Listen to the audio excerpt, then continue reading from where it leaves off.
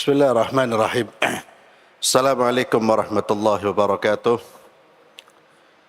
Innal hamdalillah nahmaduhu wa nasta'inuhu wa nastaghfiruh wa na'udzu billahi min shururi anfusina wa min sayyiati a'malina. May yahdihillahu fala mudilla lahu wa man yudlil fala hadiya lahu.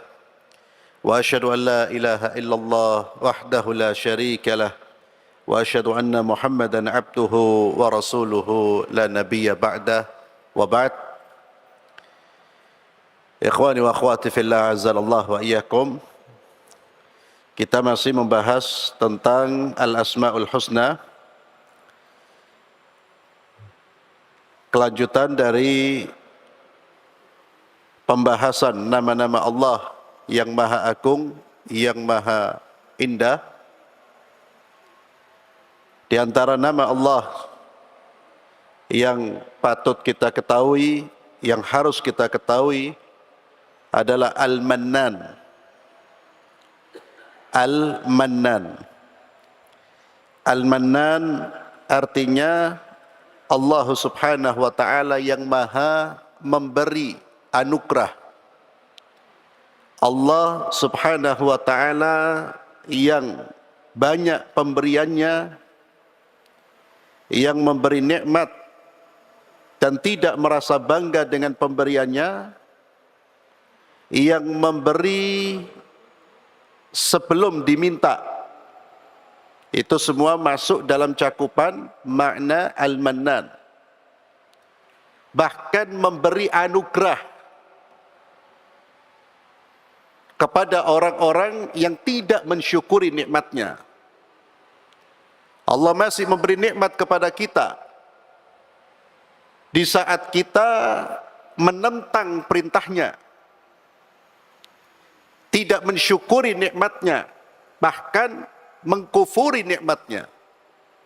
Namun Allah terus menerus mengalirkan pemberiannya dalam kehidupan kita. Karena dialah Allah Al-Mannan, yang maha memberi.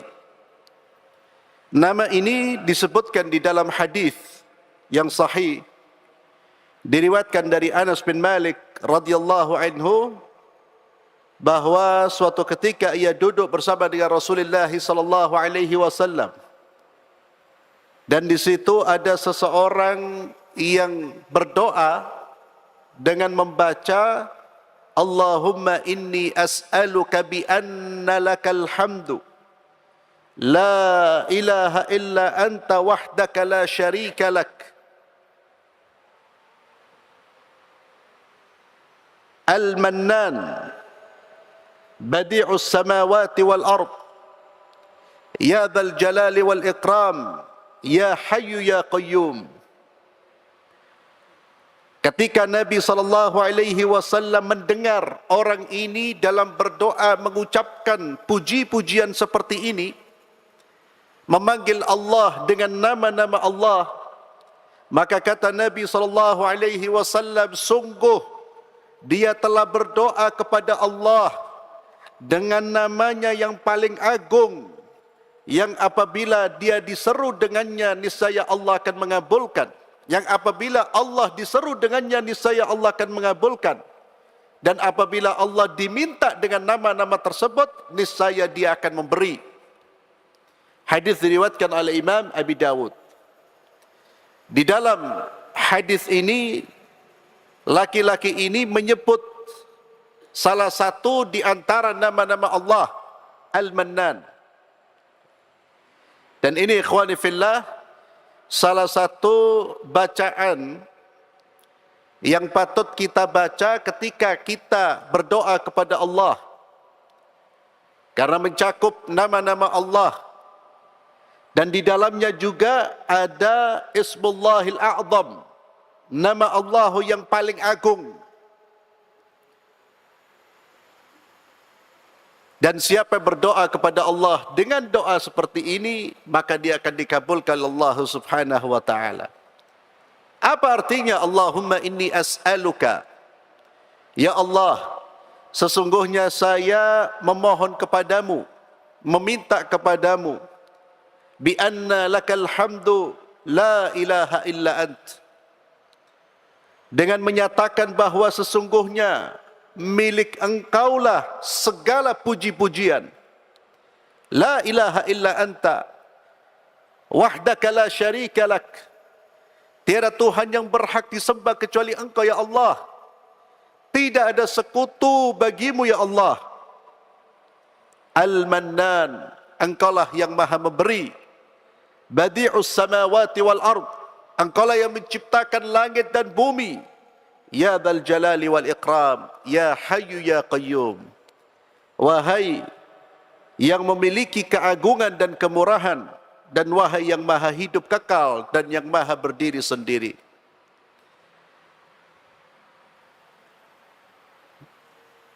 Maka siapa yang berdoa dengan menyebut nama ini, dia akan diberi oleh Allah Subhanahu wa taala.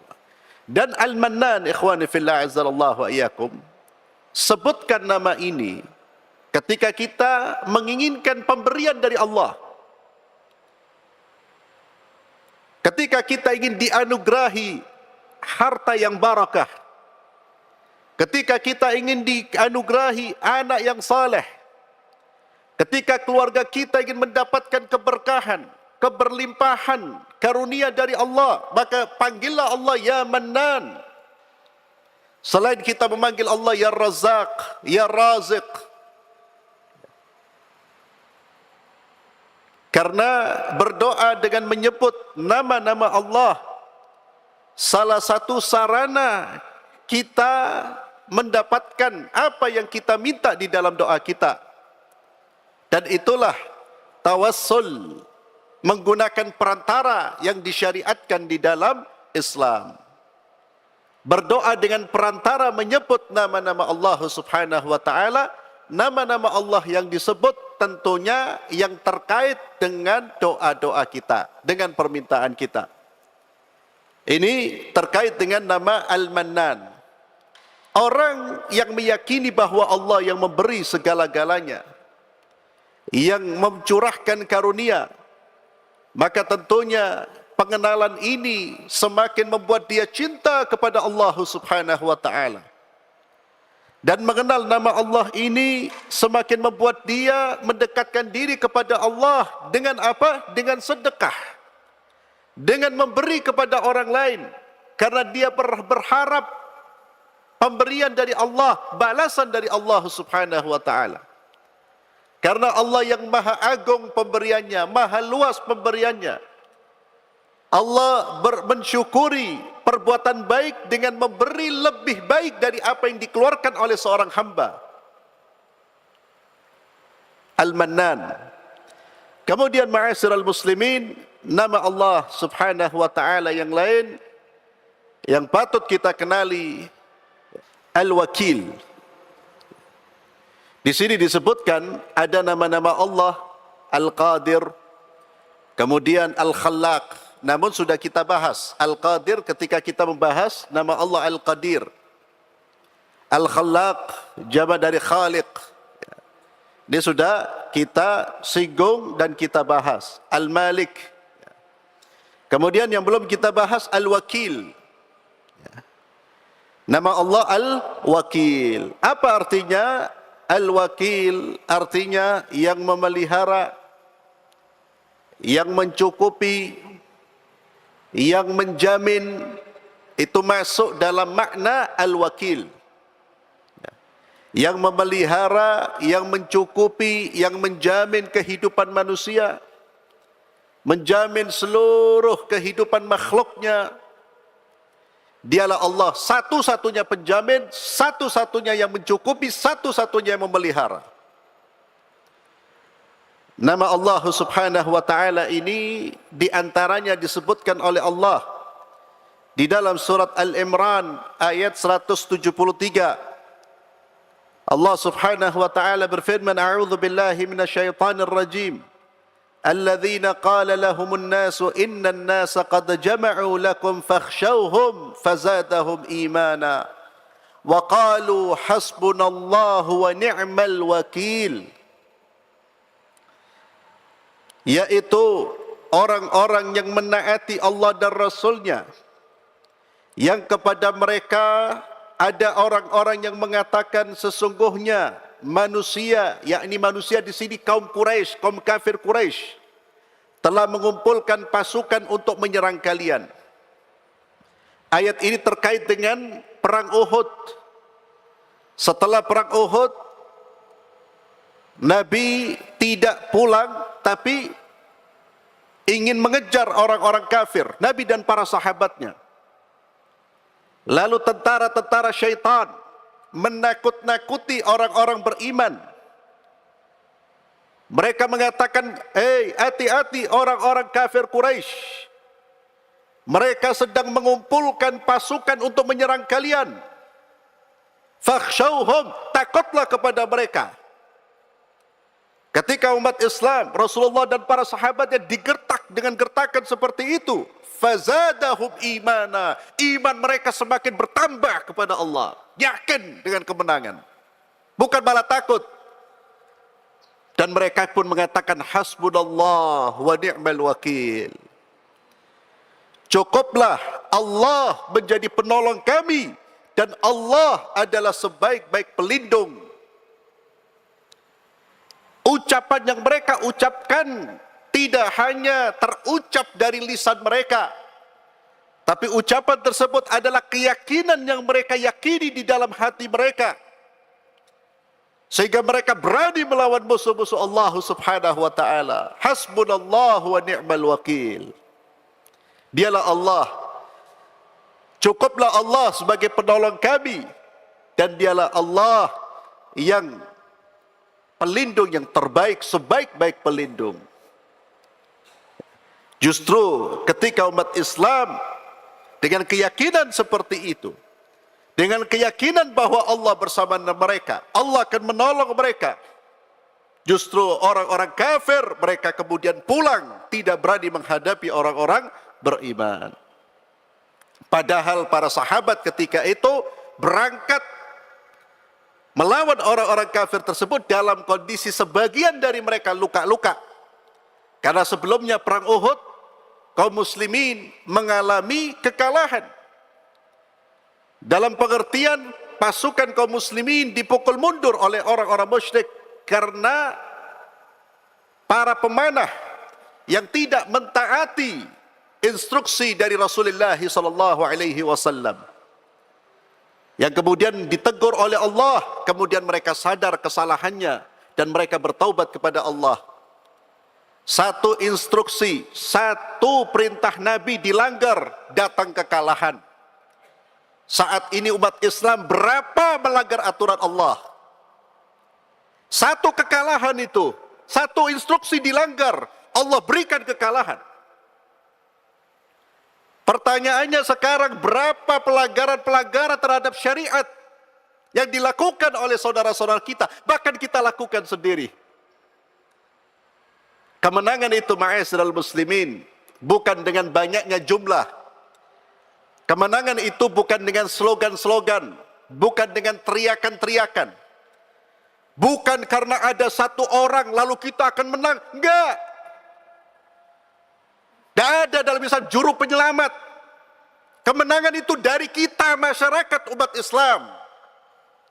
Ketika hati sudah tunduk kepada Allah, tawadhu di hadapan Allah, saling menghormati di antara sama kaum muslimin, mempersatukan diri dengan jamaah kaum muslimin, Allah akan beri kemenangan, Pak.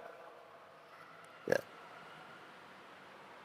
Jadi tidak usah terlalu jauh kalau kita ingin negara makmur, barokah, Pak. Pertama, ayo kita, ya, jangan sampai kita menginginkan kebaikan bagi negara jauh-jauh, ya, melihat bahwa ini dan itu sumber kemenangan, belum tentu. Bagaimana Allah akan menolong kita kalau kita satu santar jamaah masjid saling bertengkar, saling menghina, satu keluarga saling menghina, satu pengajian menghina pengajian yang lain, bagaimana keberkahan akan Allah turunkan, Pak? Yang ikut pengajian justru semakin zalim terhadap saudaranya. Mustahil, ya akhi. Perbaikan diri, perbaikan keluarga, perbaikan masyarakat. Jangan terlalu dukur. Dukur itu apa? Tinggi, ya. apalagi sampai gila-gilaan mendukung seseorang. Saya pribadi, ya Allah, bukan itu cara melangkah dengan cepat, lah. Ya. Perbaiki urusan kita sendiri saja, Pak. Itu hadiah nanti sama Allah, dikasih, Pak.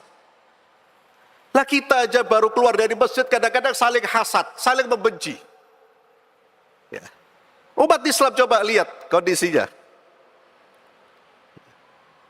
Paling senang dengan pertikaian, maka Allah melemahkan. Ada syaratnya itu. Maka menjadikan kemenangan itu bukan banyaknya jumlah. Bukan karena sosok yang seseorang yang muncul lalu menang. Ya akhi, dari mana itu? Tapi kemenangan itu dari Allah. Kapan Allah memberikan pertolongan? Allah memberikan kemenangan tatkala kita merealisasikan nilai-nilai keimanan. Tatkala kita menjadi mukmin sejati, masing-masing mengoreksi dirinya menjadi mukmin sejati. Hasbunallah wa ni'mal wakil. Allah akan berikan pertolongan, Pak. Ya. Kalau kita hari ini merasa belum menang, merasa ini dan itu, Pak, sebetulnya yang paling penting itu mengoreksi diri. Mengoreksi diri, mengoreksi orang-orang keluarga kita. Jangan-jangan sumber kekalahan kita ada pada diri kita, Pak. Sumber kemurkaan Allah itu ada pada diri saya. Ternyata saya orang yang suka menghasut. Ternyata saya belum taat kepada Allah. Saya suka berbohong. Saya suka menipu. Kalau itu terjadi di antara kita, ya akhi, ainal barakah. Jadi kemenangan itu dari siapa? Dari Allah. Penjagaan yang sesungguhnya dari Allah. Bagaimana, maka caranya bagaimana membuat Allah ridha kepada kita. Itu yang penting, Pak. Bagaimana kita mengundang pertolongan Allah. Dengan cara apa kita mengundang pertolongan Allah? Kita lihat bagaimana Rasulullah dan para sahabatnya dari kelompok yang jumlah secara kuantitas jumlah mereka itu sedikit, yang dihadapi oleh mereka kekuatan Romawi, kekuatan Persia, orang-orang kafir Quraisy. Tapi kemudian Allah terus memberikan pertolongan, kemenangan demi kemenangan. Bahkan mereka menjadi penguasa bumi Allah. Kenapa? Karena memang kemenangan dari Allah, Pak. Bukan dari banyaknya jumlah, sekali lagi. Bukan dari sosok seseorang, bukan dari fulan atau si Allan. Tapi dari Allah. Bagaimana mengundang pertolongan dari Allah Subhanahu wa taala? Maka kita katakan, mari kita mulai dari diri kita, Pak. Termasuk dalam kehidupan kita, ketika kita merasa jauh dari pertolongan Allah, introspeksi diri, dekatkan diri kepada Allah.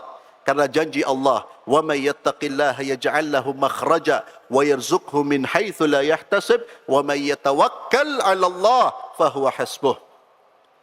Siapa yang bertakwa kepada Allah, maka Allah akan berikan jalan keluar. Allah akan berikan rezeki dari arah yang tidak dia duga. Wa yarzuqhu min haitsu la yahtasib wa may yatawakkal 'ala Allah. Siapa yang bergantung hatinya kepada Allah, siapa yang bertawakal hanya kepada Allah. Kenapa dia bertawakal kepada Allah? Karena dia yakin Allahu al-wakil, ni'mal wakil, sebaik-baik penolong. Maka dia bertawakal kepada Allah. Wa may yatawakkal 'ala Allah, barang siapa yang bertawakal kepada Allah, fahuwa hasbuh, maka Allah yang menjadi penolongnya. Al-wakil. Dan dengan kita mengenal Allah Al-wakil, maka sudah sepatutnya hati ini tidak terpaut kepada siapapun kecuali kepada Allah.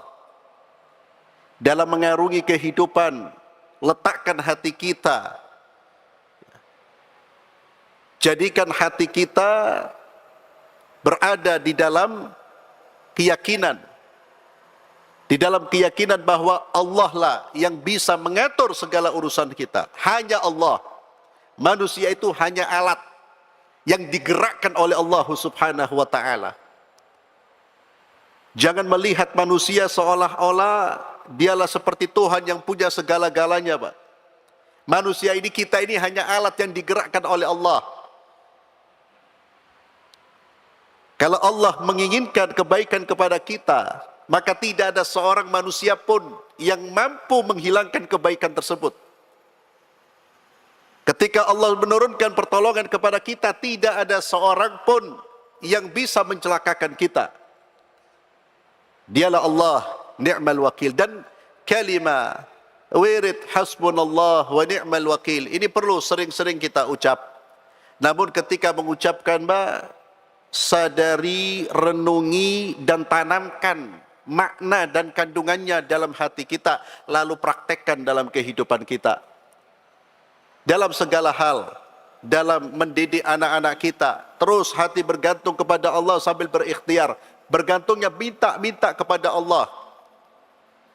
Dalam mencari rezeki, hati bergantung kepada Allah, ikhtiarnya sesuai dengan perintah Allah. Sambil terus lisan ini mengucapkan hasbunallah wa ni'mal wakil.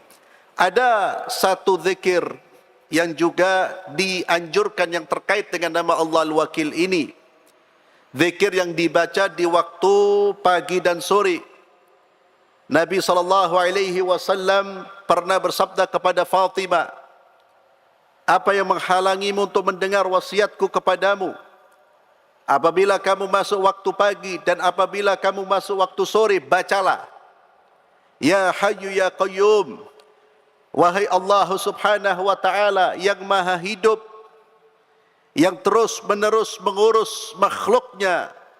Birahmatika astaghith, dengan rahmatmu ya Allah aku mohon pertolongan. Wa aslih li sya'ni kullahu, ya Allah perbaiki semua urusanku. Aslih li sya'ni kullahu, perbaiki semua urusanku. Wala takilli ila nafsi tarfata ain, ya Allah jangan engkau serahkan aku kepada diriku sendiri meski sekejap mata. Jangan serahkan aku apa yang aku inginkan, jangan serahkan aku sendiri yang memperolehnya, tidak mampu saya. Tapi semuanya dengan pertolonganmu ya Allah. La haula wa la quwwata illa billah. Itu nama Allah Subhanahu wa ta'ala Al-Wakil. Kemudian di antara nama-nama Allah Ar-Raqib. Nama ini disebutkan oleh Allah di dalam surat Al-Ahzab. Di antaranya ayat yang ke-52, Allah Azza wa Jalla berfirman, A'udzu billahi minasyaitonir rajim, wa kana Allahu ala kulli syai'in raqiba. Dan adalah Allah yang maha mengawasi segala sesuatu. Ar-Raqib artinya yang maha mengawasi. Kita ini selalu dipantau oleh Allah. Dan tidak ada tempat di mana kita bebas dari pantauan Allah Subhanahu wa ta'ala. Bersembunyilah dimanapun, Allah pasti akan melihat dan Allah terus mengawasi. Ini merupakan nama Allah Subhanahu wa ta'ala yang punya pengaruh yang luar biasa. Kalau kita kenali, lalu kita yakini bahwa kita selalu dilihat, dipantau oleh Allah, diawasi oleh Allah. Dan inilah ma'asyiral muslimin, keyakinan akan pengawasan Allah yang membuat orang-orang di zaman keemasan Islam atau di zaman salafus saleh, mereka menjadi pribadi-pribadi yang terbaik. Belum ada berbagai macam teori pendidikan, Pak. Dikenalkan dengan nama-nama Allah, dikenalkan dengan Allah, itu sudah mampu merubah sosok seperti Umar yang dulunya pembunuh, kejam, hatinya keras, menjadi seorang yang berkasih sayang kepada manusia, yang tunduk patuh kepada Allah, yang bergetar ketika disebut nama Allah. Pendidikan kita mulai tahun 70-an, 80-an, Pak. Pendidikan akhlak, pendidikan karakter sampai detik ini terus dibahas, tapi tidak merubah. Kenapa? Tidak kembali kepada sumber pendidikan, Pak. Terlalu banyak teori. Terlalu banyak teori. Teorinya diambil dari orang-orang di luar Islam. Padahal ada satu prinsip, ada satu materi, ada satu kurikulum, ada prinsip pendidikan. Kenalkan mereka dengan Allah. Jarang. Bahkan sekarang banyak manusia membuat kebijakan yang ingin menjauhkan nilai-nilai agama dalam kurikulum pendidikan kita. Itu umat Islam harus mawas diri, harus melihat terus, memantau. Tidak semua manusia yang membuat kebijakan itu takut kepada Allah. Ada manusia-manusia yang ingkar bahkan memusuhi agama. Maka tidak akan terwujud generasi yang takut kepada Allah, generasi yang merasa diawasi oleh Allah kalau mereka dijauhkan dari ma'rifatullah, dari mengenal Allah, dari mengenal Tuhan mereka sendiri. Ar-Raqib. Maka orang yang memahami bahwa Tuhannya senantiasa mengawasi, maka dia akan menjaga perilaku-perilakunya, menjaga tutur katanya, bahkan menjaga kondisi batinnya, karena Allah melihat, Allah mengawasi terus, Pak. Yang diawasi oleh Allah, yang dilihat oleh Allah bukan hanya yang bisa kita lihat. Allah Maha mengetahui segala-galanya. Hadirkan terus nama Allah Ar-Raqib, As-Sami', yang Maha mendengar, Al-Basir, yang Maha melihat, Al-Alim, Al-Alim, yang Maha mengetahui. Itu cara kita membangun perasaan diawasi dan selalu dikontrol oleh Allah Subhanahu wa taala. Orang kalau terus dia merasa diawasi oleh Allah, dia akan menjadi pribadi yang baik, Pak. Dia akan menjadi pribadi yang baik. Dia akan menjadi pribadi yang jujur. Dia akan menjadi pribadi yang amanah. Semua akhlak-akhlak mulia ini akan terwujud ketika hati seseorang sudah terpaut dengan Allah. Kuncinya di situ, Pak. Tapi ketika anak diajari berbagai macam nilai-nilai pendidikan, kejujuran dan seterusnya, tapi hatinya kosong dari mengenal Tuhannya, kosong dari rasa takut kepada Allah, maka nilai-nilai itu akan hilang. Ma'rifatullah, mengenal Allah Subhanahu wa ta'ala, ditanamkan terus.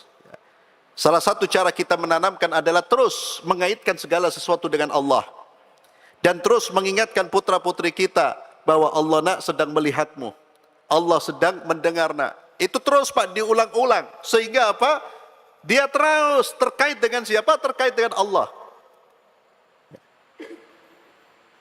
Jangan salah pendidikan, Pak. Kita ngajarin anak untuk takut sama manusia itu kadang-kadang kita nggak sadar. Pendidikan kita itu mengajarkan anak untuk lebih takut kepada manusia daripada Allah. Contohnya apa? Nah, kamu jangan sampai tidak sholat. Malu apa kata teman-temanmu? Malu kata teman-temanmu. Terus di mana Allah? Nah, berbuat ini, berbuat baik, ada anjuran berbuat baik, anaknya disuruh berbuat baik, tapi apa alasannya? Apa? Kembali kepada manusia, malu nanti dilihat oleh orang. Nah, penting, Pak, penting kita menjaga diri dari manusia. Kita menjaga kehormatan itu penting, tapi itu bukan alasan utama. Tanamkan kepada mereka bahwa tindakan mereka, baik tindakan melakukan atau meninggalkan, semata-mata karena Allah. Dia melakukan ini karena Allah. Ini perintah Allah. Kamu dilihat oleh Allah, kamu didengar oleh Allah. Kalau ini perintah Allah, kerjakan. Manusia mau ngomong apa, ngomong A, B, C, tinggalkan. Karena kamu hambanya Allah, nak. Kaitkan dengan Allah Subhanahu wa ta'ala. Maka hati-hati, Pak, jangan sampai kita memberi nasihat lalu alasannya manusia. Nanti mereka besar menjadi manusia, mohon maaf, manusia penjilat dan suka pamer. Penjilat itu tahu, Pak, ya? Dalam tanda kutip, ya, bukan menjilat makanan. Penjilat itu ingin Ya, tampil tapi tujuannya untuk mendapatkan apresiasi dari orang, Pak. Bukan manusia-manusia yang merdeka yang berbuat karena Allah Subhanahu wa taala. Wallahu a'lam bishawab. Insyaallah kita lanjutkan. Kita melanjutkan pada pertemuan berikutnya. Kita akhiri dengan doa kafaratul majlis. Subhanakallahumma bihamdik asyhadu an la ilaha illa anta astaghfiruka wa atubu ilaik. Assalamualaikum warahmatullahi wabarakatuh.